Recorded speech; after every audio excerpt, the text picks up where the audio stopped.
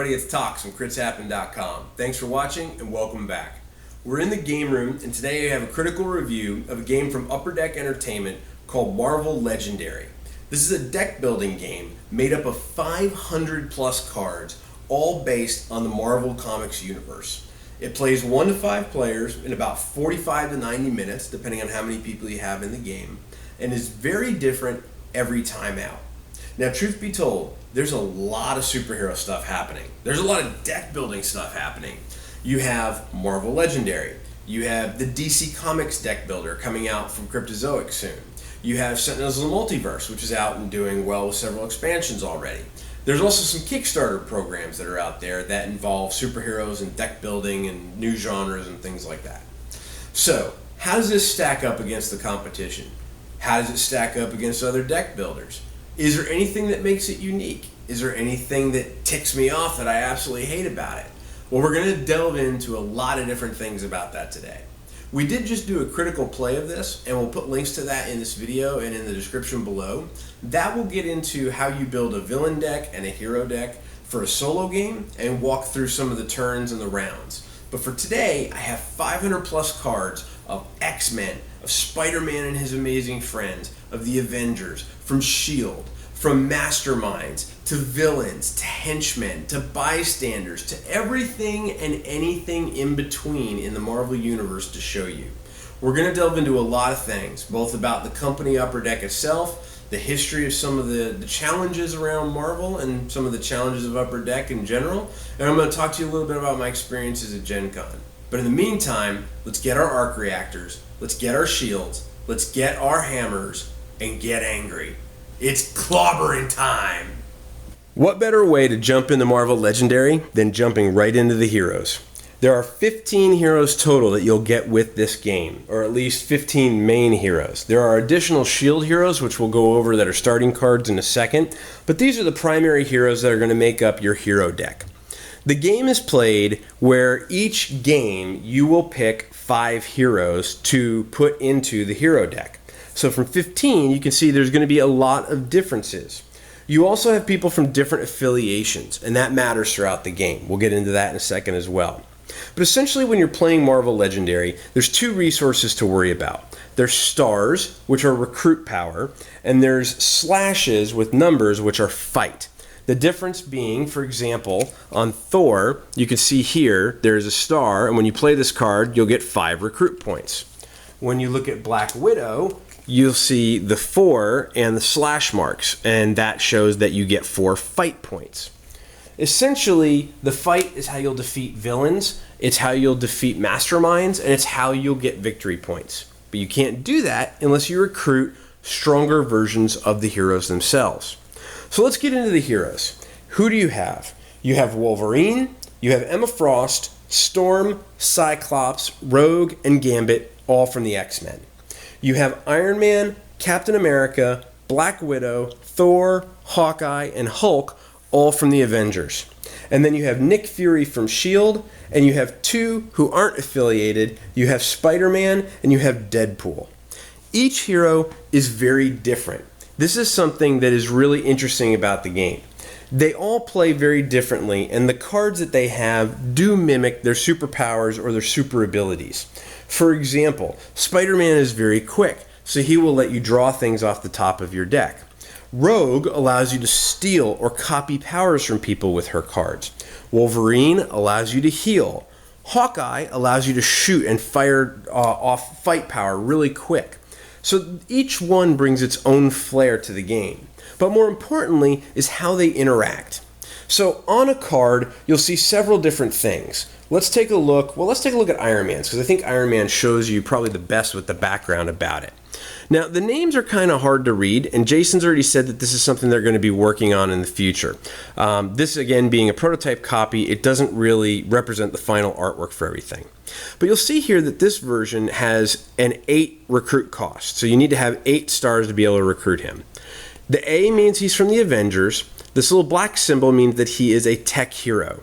And then he has his ability here. This means that he can draw 3 cards, and if I've previously this turn played a tech hero, I can draw 3 more cards. So there's different types of heroes. There's ranged, there's covert, there's tech, there's strength, and there's instinct. Those will interact with each other depending on what you play before. Each turn you're going to play one card and do what it says and then gain the fight or gain the recruit points. The nice thing is that cards will work together very well. There's obviously some plans already in motion for some expansions, so there will probably be more heroes put together. But for right now, you could choose to play 5 Avengers, you could play 5 X-Men, you could mix and match X-Men and Avengers, you could put Spider-Man, Captain America, Nick Fury, Emma Frost, and Storm all in your hero deck. Or you could do what I really like to do, which is completely randomize which heroes you're going to pick, and those are the ones that you have to come together, band together, and fight the mastermind. Now, we'll get into the masterminds and the villain in a second, but I do want to talk a little bit about the artwork. You'll notice that on top, all of these cards are the rarest card of each of the stacks. Each hero has 14 different cards that represent its hero set. Now you'll notice the Captain America, for example, has no border around the outside of this card. This is his rarest version of the card in his set. The next card, which is the uncommon, which there's 3 of, has a half border and has artwork where the artwork is coming over the border. Then you'll notice after that there are 2 sets of common cards in different colors, green and yellow, green for strength, yellow for instinct, and they do different things. So this one will provide you 0 stars, but you'll get 1 star for each color of hero you have played this turn. And this one will give you 0 fight, but give you 1 fight for each color of hero you've played this turn. So Captain America, true to the red, white, and blue, wants different types of colored heroes in his deck. But you'll also notice that the artwork goes behind the border and it has a full border around it. So full border cards are common, half border cards are uncommon, and no border cards are rare. But you will notice the artwork is the same picture all the way through. Now, some people may really like this. I personally think it's a really neat way to separate the rarities, but however the artwork, because it's so unique, the artwork on this game was commissioned just for this game. You won't find it in any panels of a comic book anywhere. I really wish that there was more of it. I wish that each card did have different artwork on it. There are times where you'll have 4 of Captain America laid out in front of you in your HQ to recruit, and you're like, wow, they all look the same. That can drain on you after a while. It doesn't take away from the gameplay, because again, the cards are very different. But having the different artwork, I think, would have been a nice addition and done something to switch it up a little bit. Now, that all said, I completely understand why they did what they did. Because the idea is that each of these stacks represents that hero. And it's just going to be the different abilities and different superpowers they have that are going to be represented from those cards. So, like it, love it, hate it, take it, or leave it, that's the way it is. That being said, the artwork is absolutely beautiful. The rarer cards that are on top is where the artwork really shines and it comes all the way out to the edge of the card and it looks really beautiful. I mean, you can see Iron Man just pops right out. Nick Fury, who is in the middle of a fight, just looks like he's in the middle of God knows what fighting in the Marvel Universe. Wolverine looks really gritty. He's banged up and beat up and he just looks like he's ready for a fight. There's just so many things that look good about that. So that makes up the 15 heroes that make up the starting set for Marvel Legendary. And again, when you start the game, in a solo game you're going to pick 3, in a multiplayer game you're going to pick 5. So there's a lot of differences in the hero decks and how they're going to be put together, which heroes you're going to play with, the abilities you'll be able to use, and all the different things you'll be able to do game to game. So, once you have your heroes, who are they going to go fight? Well, let's take a look at the villains and we'll show you what's out there in the universe. So once you have your band of heroes together, it's then time to start working on the villains. Once you've assembled your hero deck from the 5 different stacks of heroes available and shuffled them together, you put that off to the side. The next thing is determining the mastermind, the villains, and the henchmen that you're going to have as part of who you're going to fight. The way you win the game is by defeating one of the masterminds. Now, the masterminds that come with the game are the Red Skull, Magneto, Doctor Doom, and Loki. So we're going to show you a little bit about them. So each one has its name, how much fight you have to be able to play to defeat them once. We'll get into that in a second. who they always lead, so this is obviously the Red Skull, and they will always lead Hydra, and then what happens when a Master Strike comes out. We'll explain that in a second. But they get increasingly more difficult. So while the Red Skull costs 7, you then get to Magneto, who always leaves the Brotherhood and will take 8 to defeat. When he has a Master Strike, you have to have an X-Men hero or you're going to have to discard cards. Then there's Dr. Doom, who has 9 fight points. He always leads the Doombot Legion, and he'll show you that each player with exactly 6 cards in their hand reveals a tech hero or puts 2 cards from their hand on top of their deck. Now, the game will always have you drawing 6 cards at the end of your turn, so that's why it will say 6. And then finally, you have Loki, who always leads the enemies of Asgard, takes 10 to hit and fight each time, and says each player reveals a strength hero or gains a wound. Wounds are obviously very bad. Now you'll notice I picked up one of each of these cards, but there's still a stack there. Why is that? Well, each mastermind has 4 different tactics underneath it, and those 4 tactics all look the same, just like the heroes do, using the same artwork, but they'll have different abilities when you fight them. Now, they're going to be shuffled up and placed underneath the mastermind. So when the mastermind is sitting on top, you'll see that, in this case, Magneto takes 8 fight to defeat. When you defeat him, you'll take one of the tactics from underneath him, put that in your victory pile, and score victory points, which is this little red number here, and then you'll do what it says. So in this case, it would say fight. Choose one of your X-Men heroes. When you draw a new hand of cards at the end of this turn, add that hero to your hand as a 7th card. So there's a lot of different things that can happen in the game. There's 4 different versions or 4 different tactics for each of the masterminds. Once you defeat the mastermind 4 times, you've won the game. So how does evil win the game? Well, that's a great question. We'll get into that in a second. But for the meantime, after you've chosen your mastermind, you then have to choose villains. Now, the way the rules go is that you can use the always lead, so you will always put that villain group into the villain deck. And then based on the number of players in the game, you will have more villain groups and henchman groups. But in a normal 5-player game, you'll pick the always leads plus 2 or 3 more villain groups, depending on who it is that they always lead. I'll say a little bit more about that in a second. And then 1 henchman group. So if I were to, example, take the Red Skull, he would always lead Hydra. So I would take the Hydra cards. There's 8 total for the villain stack, and they're all very different. Again, they all have victory points, so defeating them will give you victory points, and they all have a fight cost in the bottom here. But like, here's the Hydra kidnappers, who will let you gain a shield officer if you defeat them, because they've obviously kidnapped a shield officer. Here's the endless armies of Hydra, who will let you play the top 2 cards of the villain deck. Here is Viper, looks very good artwork, and then here's Supreme Hydra. And they all do different things. Some of them, based on where they are in the game, will also do different things. I don't have the playmat, but if you look at our gameplay video, you can see this. The villain deck is on one side, and each turn you will turn over the top card of the villain deck and move each villain that's out here to the left 1 space. There's 5 total spaces on the board, and once they're pushed off the end, they will escape the city. The different spaces are things like sewers, banks, streets, bridges, rooftops, and things like that. There are villains that will interact with those spaces, so if you were to fight them in those certain spaces, you may gain an advantage or you may gain a disadvantage. But there's a lot of different interactivity amongst them. And then in addition, once you take the group that they lead, you would take 2 more. So I could choose to say the Brotherhood and the Spider Foes, or I could take the Skrulls and the Master of Evil, or the Enemies of Asgard and Radiation. I could choose whatever I wanted to for that.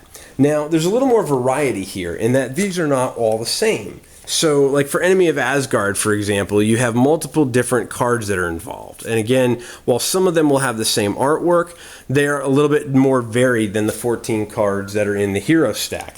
You're going to have multiple villains to fight. Once you have 3 groups of the villains, you then add a henchman group. And the henchmen are all very basic. You have the Doombot Legion, the Hand Ninjas, the Savage Land Mutates, and then the Sentinels. They all take 3 to defeat. They all do the same thing. They're a giant stack of kind of generics, if you want to call it that. But they all do some pretty cool and deadly things. The Doombot Legion will KO cards from your hand. or I'm sorry, from the top of your deck. The hand ninjas will give you a +1 recruit point. The Savage Lands will let you draw a new hand of cards at the end of turn. You'll draw an extra card. And then the Sentinels will force you to knock out one of your heroes. So, quite a bit. You've already seen 15 heroes and how you have to pick between 5 of them to make up the game. But then each game you're going to pick a different mastermind, different villain groups, and different henchman groups. So the combinations just become exponentially more. I personally like the villain cards a little better because there's a little bit more variety. If there's anything a little weird, is this. Here's a great example. Let's look at the spider foes. There's 2 lizards, there's 2 dock octopuses, there's 2 green goblins, and there's 2 venoms. Okay, that's weird. This one was really odd for me. I have a firm belief that if I defeat the lizard's defeated, he's gone, he's in my victory pile. The lizard shouldn't come back, but he does. The way the game's designed, there's multiples of the villains. They're going to come out, so while you defeat them, I guess the thematic is more along the lines of you've pushed them back and haven't fully defeated them, and they could come back. So you will see multiples of the villains in there. I think there's just a lot of room for expansion with this. There's a lot of room for more villains to come out and for you to mix and match all the different things. Some people have hearkened it to Thunderstone, kind of like, you know, how you have a stack of cards and they're all the same with just different abilities beneath them. That it does have that feel to it. But again, there's a lot of flair, right? I mean, like the villains will do things that you expect them to do. Like the lizard, for example, if you fight him in the streets, all other players gain a wound. Or excuse me, if you fight him in the sewers, all other players will gain a wound. So they'll interact differently in different ways. But that shows you a lot of the villains, a lot about the interactivity amongst them, and quite a bit about just the exponentially different types of games that you could have. Now, we'll show you some of the extra cards, and we'll explain a little bit more about the gameplay in our next part.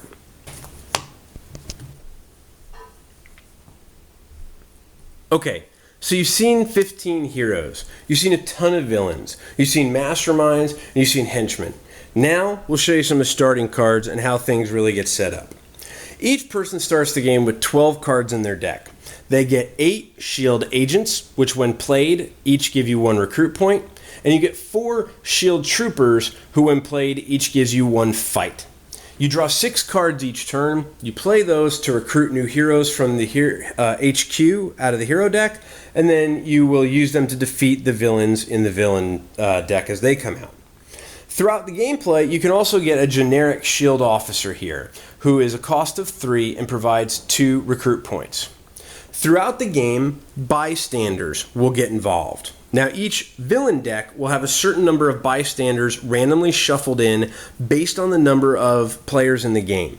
But additionally, there are villains like, let's say, Green Goblin, who, when they come out, have the ability to ambush people. So if we whip out Green Goblin again and show you, he has something called Ambush. He costs 6 to fight, and he says Green Goblin captures a bystander from the bystander stack. So when he comes out from the top of the villain deck, he's going to automatically take a bystander and put them underneath him.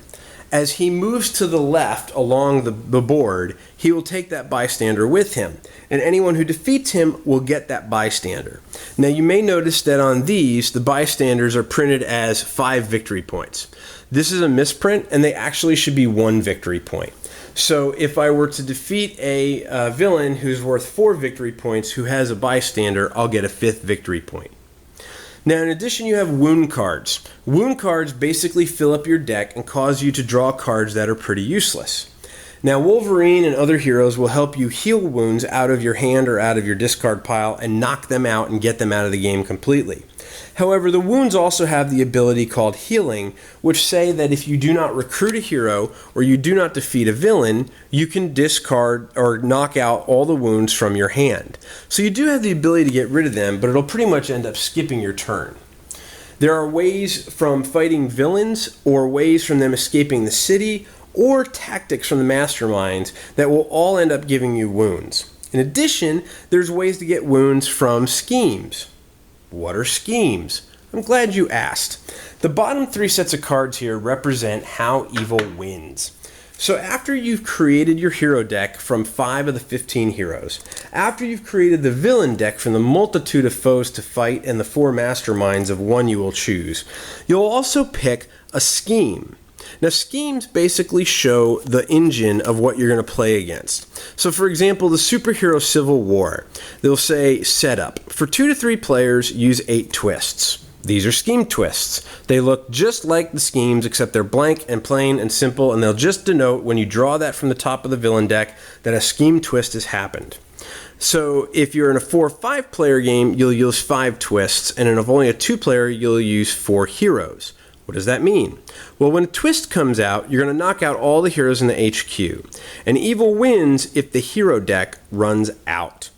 So if you go through the entire hero deck before you defeat all of the 4 versions of the Mastermind's tactics, then evil is going to win. There's a lot of different things too, like for instance, there's the Negative Zone Prison Breakout. This one will start with 8 twists shuffled into the villain deck, and you'll add an extra henchmen group to the villain deck as well. When a twist comes out, you'll play the top 2 cards of the villain deck, so pushing more guys towards escaping the city. And if 12 villains escape, evil wins. So again, totally different gameplay on something like that. And then there's some crazy ones, like replacing Earth's leaders with killbots. This will start the game with 5 twists, plus 3 additional twists next to the scheme. For 18 total bystanders are also thrown into the villain deck. Now, bystanders in the villain deck are considered killbot villains, with a fight equal to the number of twists next to the scheme. So they'll start the game with 3 fight. And if a twist comes out, you put the twist next to the scheme, so it'll increase the fight value of those civilian killbots. And evil will win if 5 killbots escape the city. So there's a lot of different things. There's the legacy virus, there's the Midtown bank robbery, there's portals to the dark dimension. There's 8 different scheme twists total in the game, all with very different flavors and different feels of events that have happened inside the Marvel Universe. And that's going to add to even more of the flavor. Now, in addition, there's Master Strikes. Master Strikes are very colorful. They're all the same. It's Loki beating the ever-loving snot out of Thor. But when those come out, each of the masterminds get to use their Master Strike ability, which is printed on the top of the hero card, or the bottom of the hero card. So for instance, if a Master Strike is drawn, it'll say for the Red Skull, each player knocks out a hero from their hand, which means you have to banish it from the game, is the easiest way to say it. Each mastermind, if you remember, has a different type of Master Strike, and there's 5 of these that are shuffled into the game. In a solo game, there's only 1. So in a multiplayer game, there's going to be a lot more beatdown happening. So that's all of the cards that come with Marvel Legendary. A gigantic stack of heroes, a gigantic stack of villains and masterminds, and a whole bunch of additional schemes, scheme twists, and shield officers to help you fight evil and save the Marvel Universe. But what do I think? Let's pull back and we'll give you my final thoughts. So that's Marvel Legendary. That is a big, giant Captain America shield of a nutshell, but that's Marvel Legendary. 500 plus cards, tons of heroes, tons of villains, but what do I think? Well, we grade games, crits, hits, and misses. This bothered me so much over the last couple of weeks. I struggled with this one. I really struggled with this one. There's so many factors that went into my decision on this, from Upper Deck as a company, to how they've handled games in the past, to meeting Jason, the lead designer, and hearing his passion and love for the game and what he's done to work to get this game to come to market, to hear about DC and their deck building game, to play Sentinels over the last couple of days. I've just recently acquired it actually, and learning how to play that. All the different options that are available to someone who's a superhero fan that's on the market right now. So I really crunched a lot of things in my head. I crunched the gameplay, I crunched the mechanics, I crunched the artwork, I crunched everything I could think of about this game. And where this falls, in my opinion, is dead solid at the top, the very top of the hit category. It is so close to being a crit, but it is a wonderful hit of a game.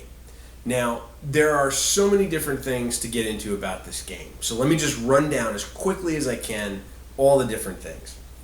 First, this game is very different from Sentinels and from DC. DC is a deck building game where you play as a hero. Sentinels is a non-deck building game where you play as a hero. And Marvel is a deck building game where you play as a group. And it really does feel as though you are playing a group of heroes because you're acquiring different ones from those 5 in the hero deck.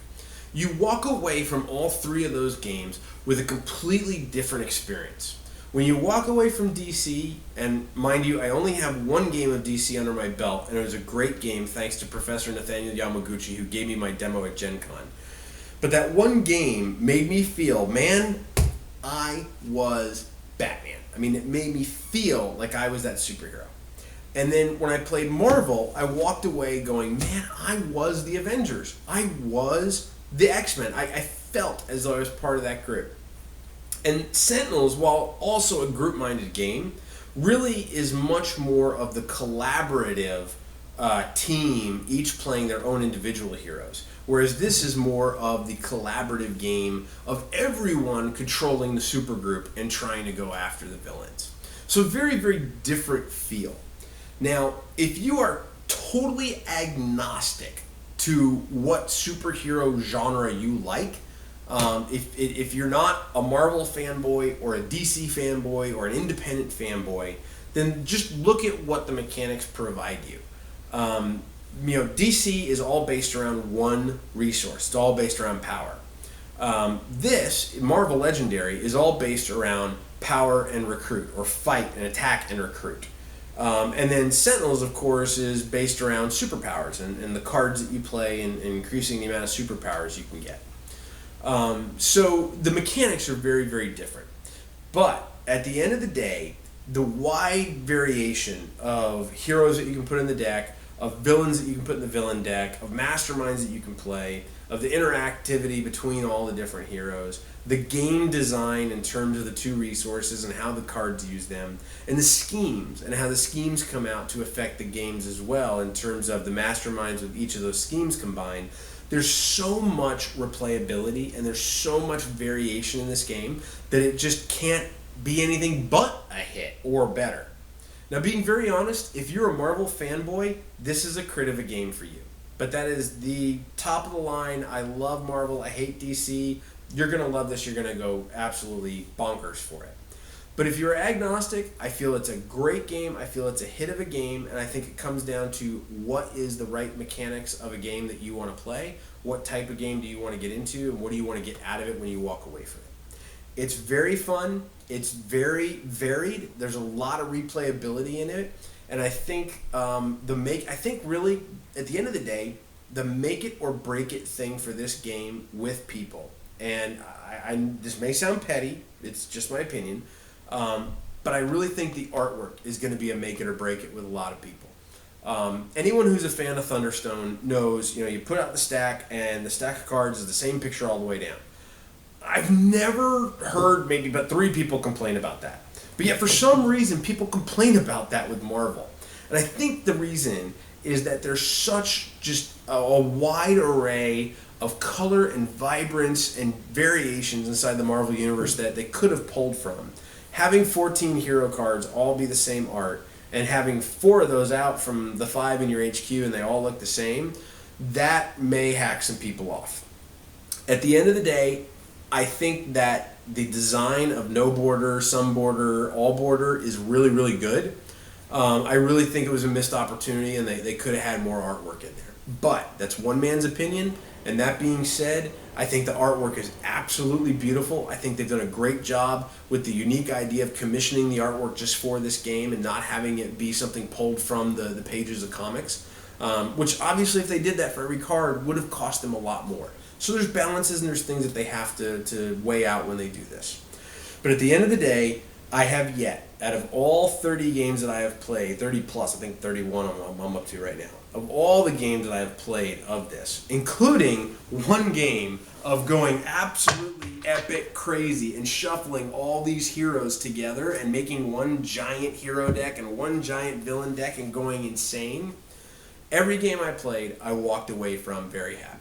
I enjoyed it a lot. I had a lot of fun with it. And it was something that I could see myself continuing to play for quite a while, either solo, because again, the solo play is great, or with my play group, or even introducing new people to it. It's a very easy game to pick up. Ninja Zach, who's 7, got it like that. I mean, there's 2 resources, there's attack, and there's recruit points, and he was going and it was good. There are some synergies, of course, between playing certain types of cards before others, but it is a very easy game to learn, and I think that's a big advantage for it. So at the end of the day, Marvel Legendary gets a hit from Crits Happen. Thank you so much for watching. We hope that this was a big help for you, and we hope that you enjoyed taking a look at the prototype version we have. We'd like to thank Jason and Upper Deck for allowing us to have this copy to bring to you and show to you. But in the meantime, look forward to Marvel Legendary down the road. It's going to be out here before the end of the year pretty soon. You'll get more information, of course, on our pages at Facebook, at Twitter, at Google+, and of course at critshappen.com. In the meantime, definitely feel free to leave your comments here on the YouTube channel and let us know what you think. But until we see you next time, true believers, keep rolling those dice, and we hope they're all crits.